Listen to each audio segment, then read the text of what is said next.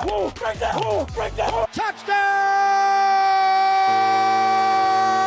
San Francisco! McCaffrey's going to score. He gets picked off by Hufanga. Fred Warner with the INT. George Kittle. That's a sackaroonie, baby. The ball is out. It is picked up. Run back the other way. 49er faithful, welcome back to the Gold Rush podcast. I am your host, Jamin Takar, and boy, oh boy, do we have quite the episode here today. Lots of new faces in the Bay, and I'm glad. Niners made some moves. They also lost a couple guys, so let's get into it. I hope you're doing well today. And it's been an interesting free agency period. Obviously, a lot of teams getting very, very talented players. A lot of trades going down, and very exciting time in the NFL. If you haven't already, go and check out my other channel, Run Amok, where I cover some of the moves from day 1 and 2, Monday and Tuesday. Currently recording this on Wednesday when things can actually become officially official. And so make sure you go check that out. And of course, on the Run Amok channel, we've got the Sunday show coming up on Sundays. Let's get into the 49ers news though here on the Gold Rush podcast. So first and foremost, let's talk about who is leaving the 49ers. First and foremost, defensive tackle Javon Kinlaw. He is heading home. He is going to follow Robert Saleh. Even though he wasn't a part of the Robert Saleh team, but he is going to go and follow Robert Saleh, and he is going over to the New York Jets. I believe it's only a 1-year deal. Let me pull up the contract real quick. 1 year, $7.25 million contract with 6.9 guaranteed. So, I mean, obviously that was just not going to work within the Niners' budget with how it's been. Very young, a lot of potential guy. He just wasn't the playmaker we really needed him to be. He wasn't that DeForest Buckner replacement that we wanted him. That was the hope. And the Niners bounced back from this loss, however, which we'll get into in a little bit. Not right now. Second up, we've got Charlie Woerner, who went on ahead and he signed a deal with the Atlanta Falcons. Definitely, it sucks losing some depth. He was a great run blocker. I really liked when he was in. I felt comfortable with him, backing up George Kittle. But it's a loss that we won't really suffer from too much, I believe. He goes to the Atlanta Falcons. 3-year deal worth $12 million. You gotta love it. You gotta love it for him. Actually, I see Brad from the SF 49ers. The Woerner got paid $12 million with a total of 11 career receptions, showing how important of a blocker he is. So Charlie Woerner, definitely happy for the kid. Go on ahead. You follow Kirk Cousins and Kyle Pitts and the rest of that very, very talented Atlanta offense. You gotta love to see the fellas getting their bag. Along with Javon Kinlaw, Isaiah Oliver went on ahead and he jumped trains to the New York Jets. Again, so it's a 1-year deal. The Jets cornerback room, I think that's a really he'll work well with them. Of course, they've got DJ Reed and Sauce Gardner.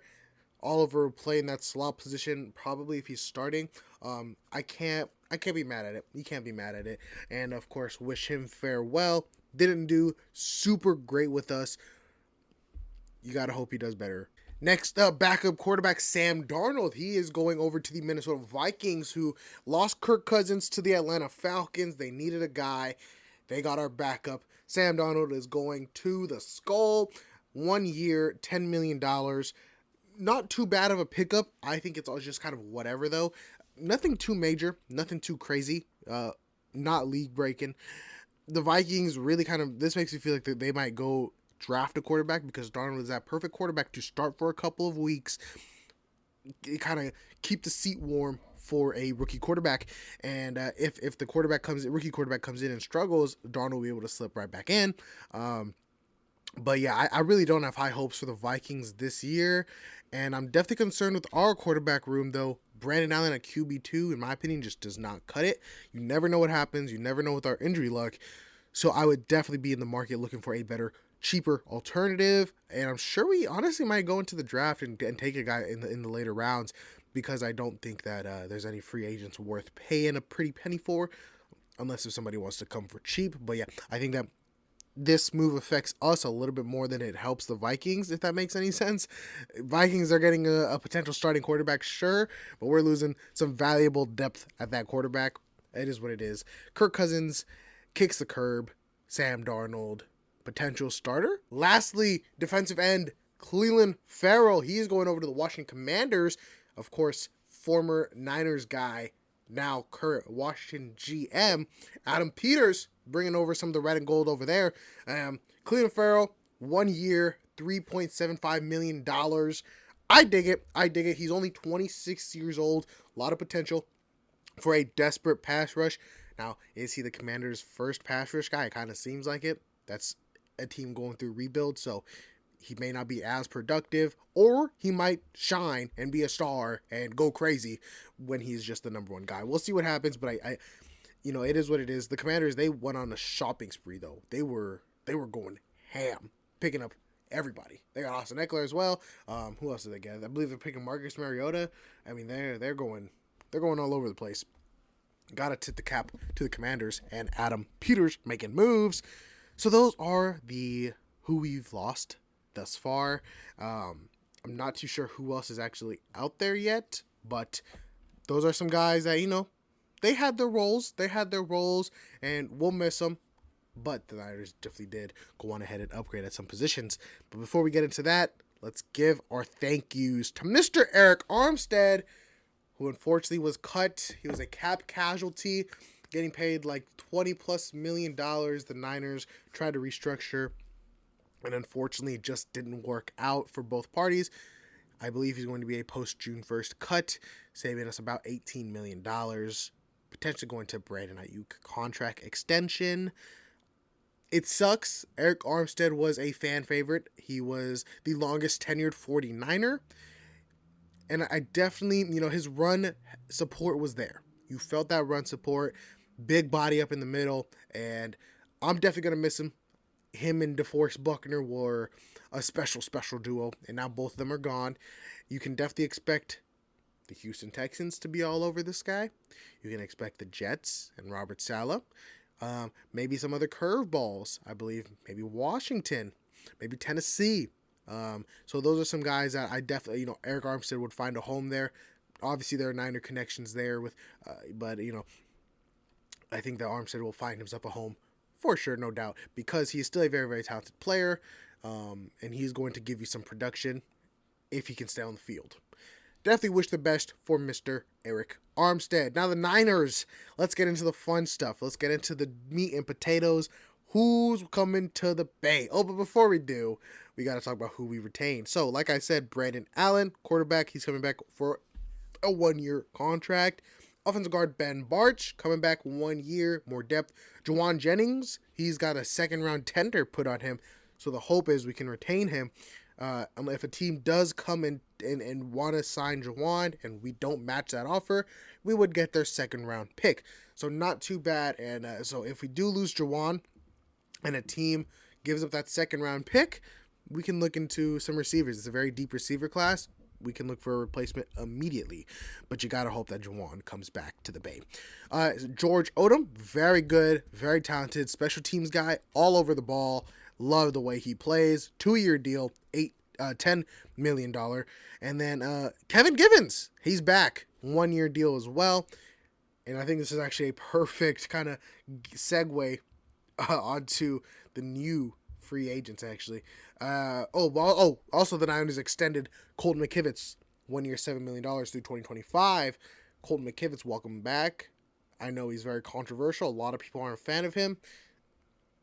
It's very hard to find a really good right tackle in the league. Alrighty, and so now let's get into the fun stuff. The new guys. Who is coming in? So, with help from Fred Warner and Kyle Juszczyk, both restructuring their contracts, the 49ers are able to go out and make some splashes. First and foremost, defensive end Leonard Floyd from the Buffalo Bills. He's coming over 2 years worth up to $25 million. I do believe it's like a 10 mil per, something like that. Very, very good pass rusher. Very consistent, very durable. He does not miss many games. He's going to give you 9.5, 10 sacks every season. And that's the type of guy that the Niners would love to have. Especially with Nick Bosa, you need some help. Leonard Floyd is a guy who is going to be able to handle one-on-ones. He's going to be able to get pressure on the quarterback. Well, Nick Bosa gets all the attention. Floyd will be able to pick up the pieces. So I'm a big fan of the Floyd signing. Not the flashiest, but a very key role player that is going to make an impact. He is obviously the Chase Young replacement, who won't be coming back, it seems. A little bit older, kind of a lot bit older. He's in his 30s. I believe he was, like 32, something like that. But he is going to be a ball. He's going to be a dog. He's going to be a dog. Very excited for Leonard Floyd. I remember him against the Rams. I think after he left the Rams, I was actually kind of hoping that the Niners were going to get him in free agency. Unfortunately, he went to the Buffalo Bills. But now he's in the red and gold, and I'm happy to have him. And then we're not done with the edges, though, folks. Yetur Gross-Matos from the Carolina Panthers. I hope I'm saying that properly. 2 years, $18 million contract. Kind of, again, a rotational guy. It's kind of more of I don't want to sound disrespectful, but like a Drake Jackson type of guy, a Robert Beal, where he's young, athleticism is there, he's strong, he's powerful, he just hasn't had the opportunity to put it together. So it'll be interesting to see if Chris Kocurek is the guy to bring out the potential of Gross-Matos, and obviously, he's the guy to do so, hopefully.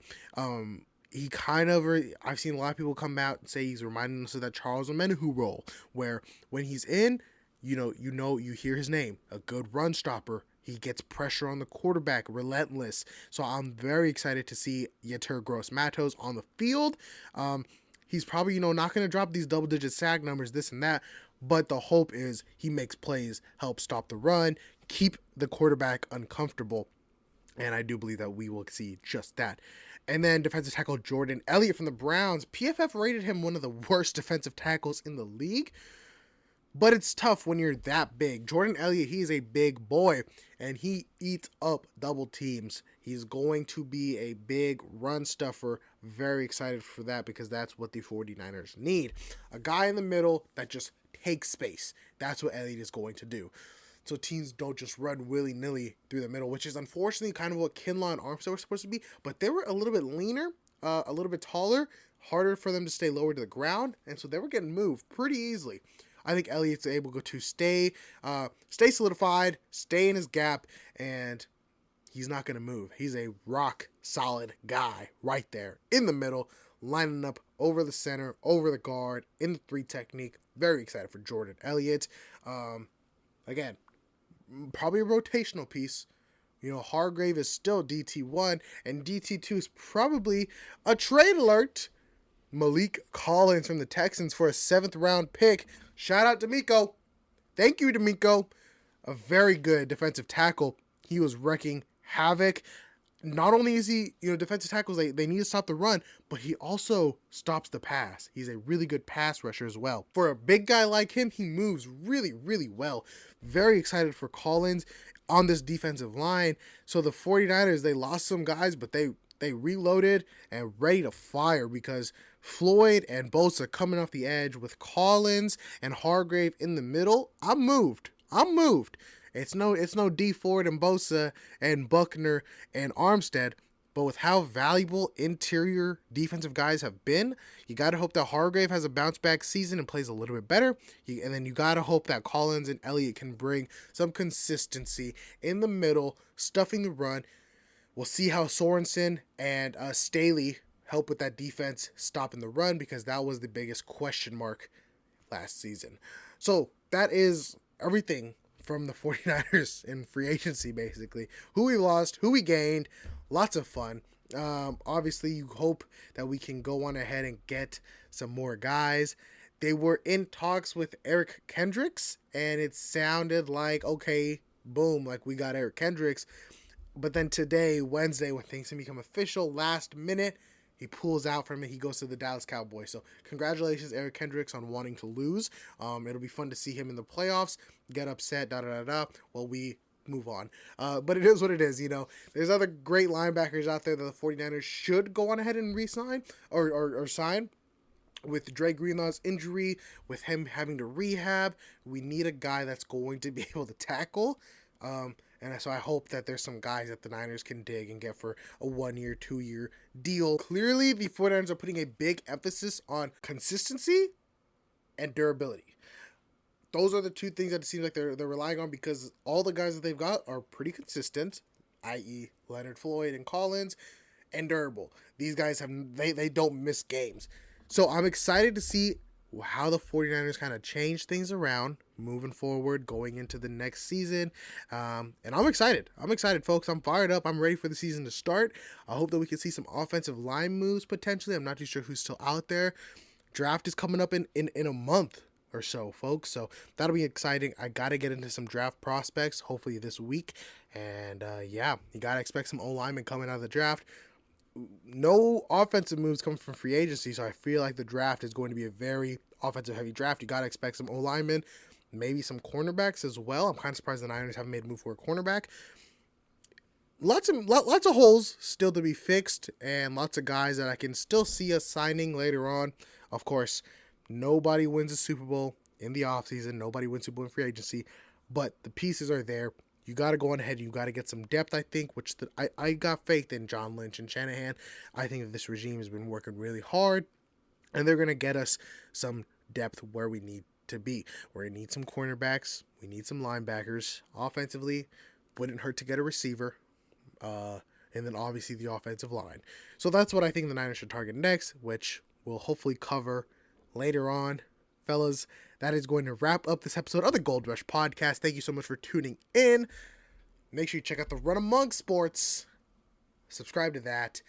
Subscribe here, like, comment, let me know what you want to see next. I appreciate you for listening to me yap for this yap session. And make sure you follow the rest of the socials in the link in the description below. I will see you on the next one, faithful. Peace out.